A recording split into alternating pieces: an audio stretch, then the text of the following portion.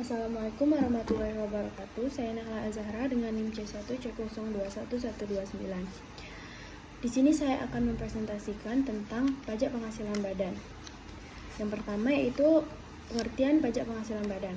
Pajak penghasilan badan atau yang biasa disebut PPHB merupakan pajak negara yang dikenakan pada setiap tambahan kemampuan yang diterima oleh wajib pajak dari suatu badan usaha, baik yang berasal dari dalam maupun luar negeri. PPHB ini dikenakan terhadap penghasilan orang pribadi dan badan usaha yang diterimanya selama 1 tahun pajak. Namun, selain perseorangan, pajak juga diberlakukan kepada perusahaan atas pengelolaan barang dan jasa menjadi bisnisnya. Yang kedua yaitu subjek PPHB. Subjek PPHB merupakan setiap badan usaha yang diberikan kewajiban untuk melakukan pembayaran pajak yang akan disetor ke kas negara, baik itu untuk periode bulanan ataupun tahunan. Berikut jenis badan-badan usaha yang dikenakan sebagai subjek pajak, yaitu perseroan terbatas, perseroan lainnya, badan usaha milik negara, badan usaha milik daerah, badan usaha milik desa, firma, kongsi, dan koperasi. Namun, ada beberapa pihak yang dikecualikan tidak harus membayar PPHB, seperti 1. Badan perwakilan negara asing, 2. Organisasi internasional yang ditetapkan oleh Kementerian Keuangan, 3. Tidak menjalankan sebuah kegiatan di mana memperoleh penghasilan dari selain pemberian pinjaman kepada pemerintah yang dananya didapat dari iuran para anggota. Yang keempat, unit tertentu badan pemerintah yang memenuhi kriteria. Kriterianya diantara lain, pembentukannya sesuai dengan aturan yang berlaku oleh undang-undang. Yang kedua, pembiayaannya bersumber dari APBN atau APBD. Yang ketiga, penerimaannya masuk dalam anggaran pemerintah pusat atau daerah. Objek PPHB.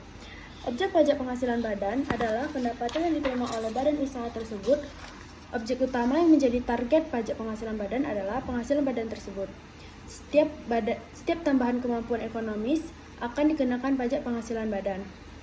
Tetapi ada juga jenis penghasilan yang menjadi objek pajak penghasilan badan, meskipun tidak berasal dari penghasilan badan itu sendiri. Contohnya, bantuan atau sumbangan dari perusahaan, dana hibah dari perusahaan, warisan, penggantian atau imbalan, tunai setoran, dan penghasilan lainnya.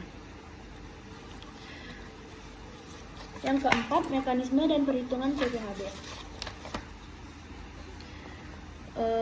Berikut adalah mekanisme perhitungan pajak penghasilan badan yang harus diketahui sebelum cara menghitung pajak penghasilan badan.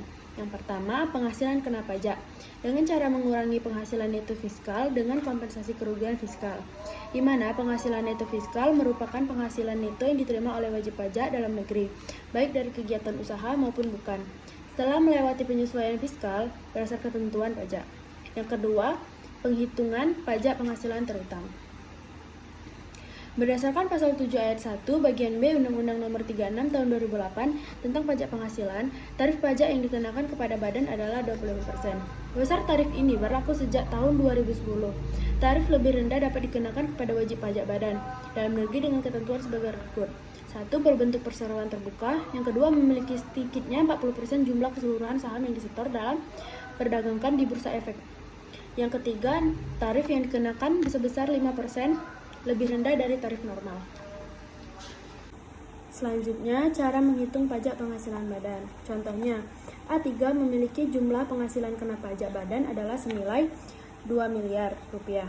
Maka tarif pajak penghasilan badan yang harus dibayarkan adalah 25% dikali dengan 2 miliar rupiah, yaitu sama dengan 500 juta rupiah.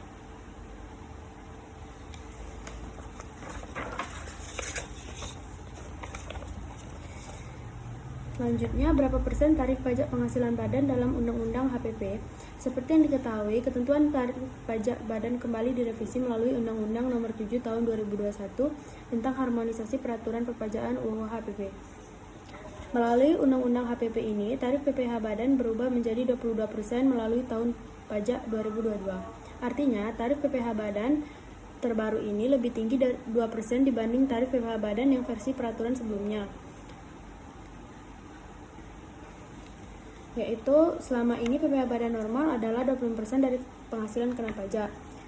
Dan yang terakhir, pemerintah membatalkan penurunan tarif PPh badan dari rencana semula hanya 20% pada 2022, atau dengan kata lain, pengenaan PPh 22% yang sudah diberlakukan sejak 2020 dan 2021 itu diperpanjang lagi mulai 2022.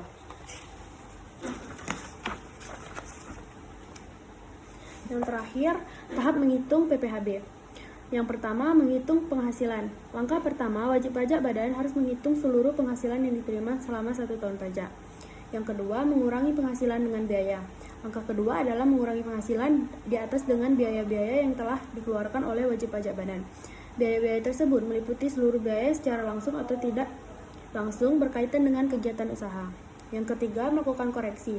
Apabila didapati penghasilan bruto setelah pengurangan biaya-biaya ternyata menghasilkan perhitungan yang minus atau rugi, sehingga tidak terdapat PKP atau penghasilan kena pajak, maka nilai kerugian tersebut dapat dikompensasi melalui tahun pajak berikutnya selama dengan 5 tahun berturut-turut. Demikianlah presentasi dari saya akhiri.